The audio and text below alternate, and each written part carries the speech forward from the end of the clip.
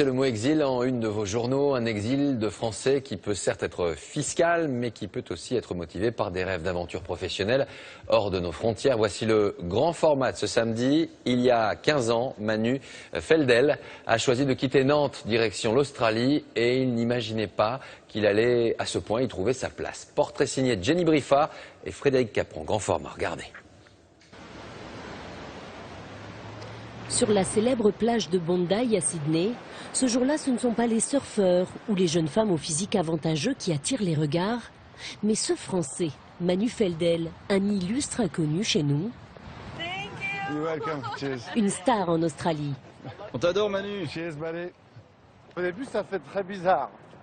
Et après, bon, ça fait plaisir. Et après, bon, ça devient habituel. Habituel car depuis 4 ans, Manu co-présente une émission de cuisine. Invité des plateaux télé, demandé par la pub, à la une de dizaines de magazines. Mais comment le Frenchie a séduit l'Australie? À Sydney, direction les studios de Channel 7 pour l'enregistrement de son émission.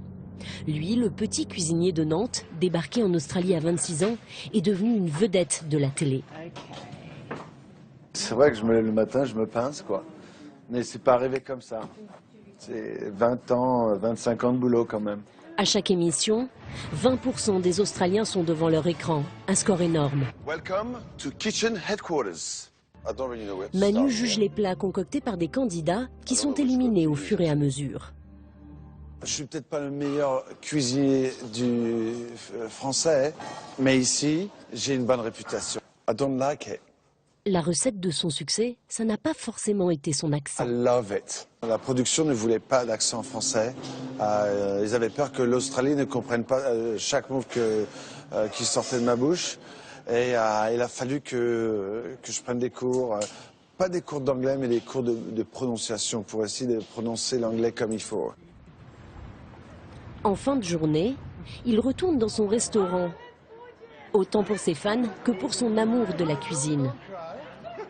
Ok, on fait 2 tartes, on fait 4 boudins. La cuisine, une passion familiale. Depuis 4 générations, les Feldel sont dans la restauration, toujours dans la bonne humeur. C'est pas un chef qui est en train de gueuler tout le temps. C'est vrai qu'en France, les chefs sont assez durs.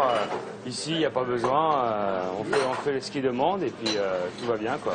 Je crois que c'est une mentalité aussi. La mentalité australienne est beaucoup plus relaxe, de toute façon déjà. En France, c'est toujours la pression. Donc, je crois que c'est la mentalité du peuple. Allez, vas-y. La voilà finalement la recette de son bonheur. Une cuisine bien française, mais à la mode australienne. Que diriez-vous si on ramenait Manu avec nous en France? On viendra en France et on le retrouvera. Et partout dans la rue, je veux qu'on parle de moi. Un vœu pour le moins exaucé. C'est simple, tout le monde l'adore. Le lendemain matin, on va encore le vérifier. Manu nous emmène là où son aventure australienne a débuté. J'ai commencé à mettre mes CV sous les portes et j'ai mis mon CV sous cette porte-là.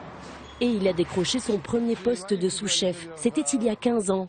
À ce moment-là, personne ne lui demandait d'autographe. Le boulot était mal payé, avec de gros horaires. Mais il n'a jamais pensé retourner en France. Aujourd'hui, tout le conforte dans son choix.